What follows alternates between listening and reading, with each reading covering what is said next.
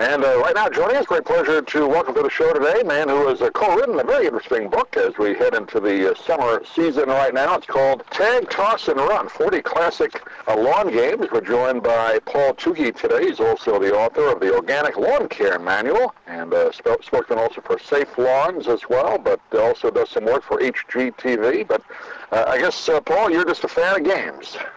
Well, you know, I'm a fan of childhood. I didn't want to relegate an old-fashioned outdoor childhood to memory. I'm old enough where I grew up in an era where my mother would send me out the front door in the morning with a brown paper bag and a sandwich and a canteen full of water and say, be home at dinner time. And we played outside all day, every day. And now with my youngest children, I see them tethered to electronic devices for what I consider to be far too long. The American average is about 8 to 9 hours a day for kids, either watching television, playing a computer game, playing a video game, and we don't want to relegate an old-fashioned outdoor childhood to memory. Yeah, I was talking to a friend of mine not long ago about this as well. I'm not a kid, but not old, but I remember after school, mostly what you did at school was to plan that afternoon's game, whether it was street hockey, I grew up in New York, or football, or stickball, whatever, and I don't know if kids do that anymore. Yeah, I mean, a lot of kids don't, unfortunately, and that's what this book is all about. It starts with the parents, though. If you just send your kids outside these days and say, go play, they're going to tell you they're bored after 5 minutes. Right. So the parents ought to learn the games, go play, bond with your children. It's a great opportunity, and the children will share those games with their peers. You know, there's a great game in the book that I discovered from Finland. There's lots of games I didn't know about that we researched and included in the book. And this game is called Mulkey. And all it is you knock down pins. It's kind of like bowling meets bocce. And you knock down pins. So I play this game with my 2-year-old and my 5-year-old, and they really don't know all the rules, but that's not the point. And now my 2-year-old, who otherwise loves to look at the iPad and the iPhone all day, she'll actually come to me now and she'll say, Dad, let's go play Mulkey, Dad, play with me. You know, and that's what it's all about. Well, I remember just growing up, Long Island, just outside of New York. It kind of depended on how old you were and what the theme game was for that summer. But games like Ring Alivio and Keep Away. You just have a ball. Basically, it's football without boundaries. Games like that, Stickball, Red Light, Green Light, 1, 2, 3. I think you even had that one in the book. It kind of brought back some memories just going through it here. But I don't even know if kids know the rules. So I'm going, at least you're putting some kind of structure in there. People can learn these games. I've never heard of them before. Yeah, I mean, what I found is a lot of people like you, they kind of vaguely remember the game from their childhood, but they're not really sure how it goes. So we tried to find all the rules for the games and also historical anecdotes, maybe cultural anecdotes. And you're right, getting out and playing is really, the rules are not the important part, although it's nice to have the rules.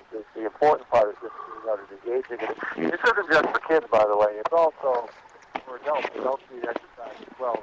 Some of these games are really well enjoyed with a couple of alcoholic beverages on a Sunday afternoon for the family picnic or the corporate gathering. I've been going around the country doing these lawn games festivals with senior citizens and college students and young students, and we've just been having a blast. Some of the great lawn games you talk about in the book, field hockey, badminton, that's the one I was trying to think of. I mean, used to see that a lot growing up. I don't know if people play that as much, but that's a great lawn game. It's, obviously like tennis, but doesn't require a lot of room.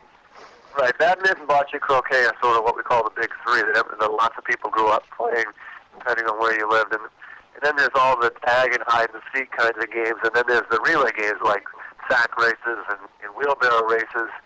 So depending on your age, depending on how much exercise you want, how much you're able to do, there's games for everybody in the book. My favorite, even though it wasn't really a game you played at home or after school, it was mostly a school gym game, but dodgeball. I like that. Now, unfortunately, a lot of schools are getting rid of that, but that's a great game. Yeah, unfortunately, I think we're being a little bit too overprotective. 60% of schools don't even allow recess anymore. A lot of schools have cut gym classes for the most part. And, there's a movement to ban games like tug of war and dodgeball and Red Rover, Send Jimmy Over. All those things that we played. And, kids can get scraped and bruised. I would call it a bad alley. The dodgeball teaches you about life.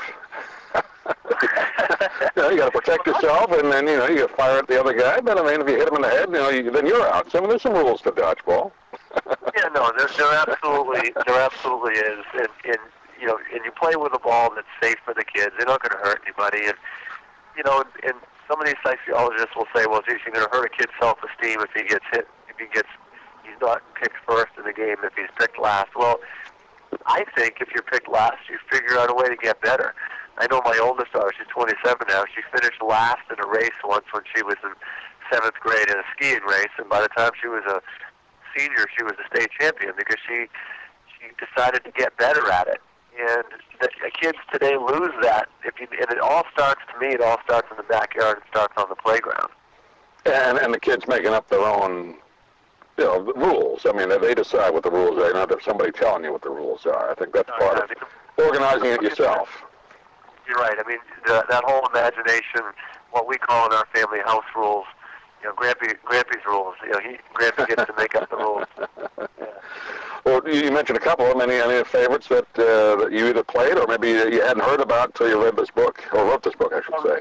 Yeah, my favorite discovery in the game was a game called Toukey from Finland, Molkky, and it is a game played with pins, and it's kind of bowling meets bocce, and the goal is to score exactly 50 points.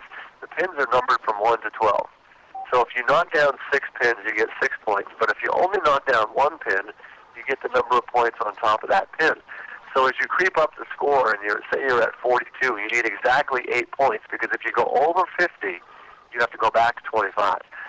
So you've got to figure out a way to score exactly 8 points. You can do that by knocking down the 8 pin. But as the pins fall on the lawn, you set them up wherever they fall, so as the game progresses, they start to spread out quite a bit. And there's a lot of strategy. It's great for young kids who are trying to learn to add and subtract. And it's a game that can be played with senior citizens. It can be played out of a chair. It just ends up being something that people, I've seen them really gravitate to as I've gone to college campuses or senior citizens' homes or to elementary schools. Everybody likes that game. It's universal. Yeah, I read about that one. It sounds like fun. Another one, of course, I played a lot of, wiffle ball. I think you even mentioned in the book that's seeing a resurgence in popularity, isn't it? Yeah, it absolutely is. And that actually comes from the neck of the woods where it sounds like you're from, up in Connecticut. There was a minor league baseball pitcher, and his 12-year-old son, was breaking all the windows in the neighborhood with real baseball. So he took one of his wife's makeup cases and made a plastic ball with holes in it and came up with wiffle ball. That was right here. That's a great American gift to the rest of the world, because I think something on the order of 30 million people play wiffle ball regularly now around the world. I could never throw that ball properly. I couldn't control throwing it. I know. And the guys who can control it, boy, they strike you out almost every time. The big curve balls on it, but it's a lot of fun. This book really is kind of fun. You kind of can page through it and read about all the different games. A lot I'm sure people have heard of, and others they haven't. It's called Tag, Toss, and Run, 40 classic lawn games. We've been talking to Paul Toukey today. Paul, give out a website, then we get a hold of the book, or get a hold of you if they like. Sure, safelawns.org, all one word, SAFELAWNS.org. If you want a signed copy of the book, I'll pop it in the mail to you. If you want to learn about natural lawn care techniques, you go to safelawns.org. Or if you just want to pick up the book at your local bookstore or Amazon, you can do that as well. Great, Paul. Pleasure to talk to you for a few minutes, and hopefully we can do it again down the road. Thanks for joining us. I appreciate it very much. Thank you.